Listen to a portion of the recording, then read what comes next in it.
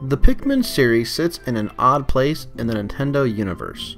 The series, regarded by many as the last substantial IP created by Nintendo, is dearly beloved by some, disliked by few, and ignored by most. The series hasn't seen a sequel since 2004's Pikmin 2, despite multiple re-releases for Wii with arguably better controls.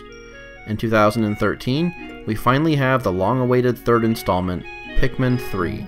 The game seems to be the perfect opportunity to show off what Nintendo can do in HD, and while it may not be the game to spur sluggish Wii U sales, it is absolutely what Pikmin fans have been craving for almost a decade. The feeling of attachment you get to the Pikmin is remarkable. You are everything to the Pikmin, their protector and also their executioner.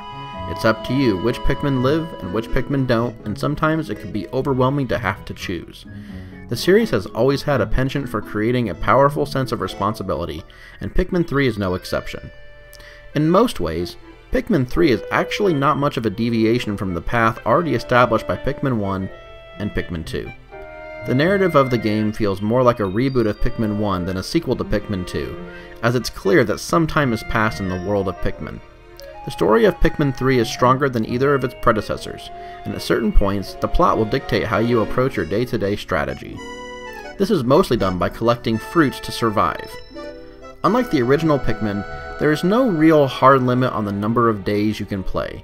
Well, technically there is, but it's a massive amount. Pikmin 2 gave you no direction, and let you play a day for just a few seconds to grab one item from a stage and then advance to sunset. While that's still an option, it carries consequences in terms of food rations. The need to collect fruit is a neat trick that gives you a sense of focus when advancing through the campaign. In terms of gameplay, Pikmin 3 feels like an evolution of what has come before. White and purple Pikmin have been replaced by two new types which are quite useful: pink flying Pikmin and gray rock Pikmin. These new types of Pikmin are there to help you with new types of obstacles naturally. The flying Pikmin can travel with your captains through water by flying above, which helps when dealing with heavily aquatic areas. The rock Pikmin help out during battle, like their absent purple brethren, but also help you break through glass walls and cages, which usually house useful items. The cracking of glass as it comes shattering down is quite satisfying, much like most of the environmental touches in Pikmin 3. The campaign, which lasts a little over 10 hours the first time through, spans 5 different areas. All of the areas are fairly complex and will require thorough investigation to completely clear, especially considering that it's not until late in the game that you are granted access to all 5 types of Pikmin.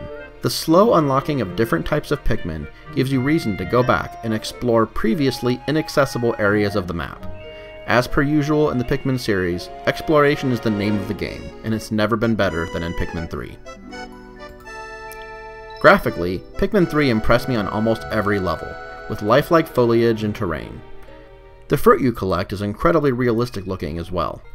Lush greenery and autumn leaves beneath a gentle rainfall add a definitive sense of place and weight to your exploration. Some of the special effects and character models might be a bit too beholden to the design of the GameCube original, but I actually think it adds a bit of charm to the world. Pikmin 3 also offers several local multiplayer modes. The lack of online play outside of leaderboards is unfortunate, but not terribly surprising given Nintendo's history with that sort of thing. The modes that are there, however, are a blast. The mission mode features time stages that require you to collect fruit or defeat as many monsters and bosses as possible, either by yourself or with a partner. Working together with a friend to plan a strategy on how to most effectively conquer a map is very rewarding, and the online leaderboards give you something to strive for. Bingo mode, which more closely resembles the multiplayer mode from Pikmin 2, is the other multiplayer offering. This mode pits 2 players against each other trying to collect specific fruit and monsters from the map to fill out a bingo card. There are quite a few options for handicapping one player or another, not the least of which is the fact that the player using the gamepad will have a map, which is a huge advantage. This mode offers a great, hectic multiplayer experience, particularly for competitive Pikmin players. Pikmin 3 also features plenty of customization. There are 3 control schemes available to you: Wii Remote and Nunchuck, Gamepad, and Wii U Pro Controller.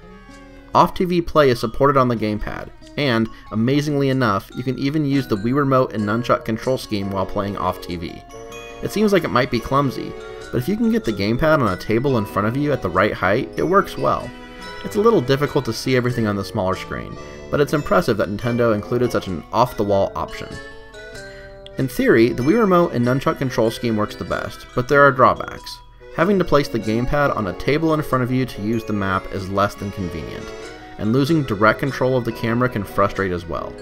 The gamepad control scheme gives you that camera control and better access to the map, but aiming using the analog stick is far less precise than using the Wii Remote.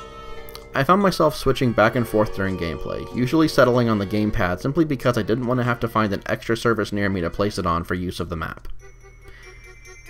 There's a lot to love about Pikmin 3. This is a Nintendo masterpiece and easily one of the best games on Wii U. The lack of a hard limit on the number of days you can play, coupled with the requirement to stay focused on the task at hand, eliminates the problems created by the time limit in the original. It's a thoughtful solution for a game that screams charm and elegance. Pikmin 3 is a must-play for Wii U owners, and it's the first true reason to pick one up if you haven't already.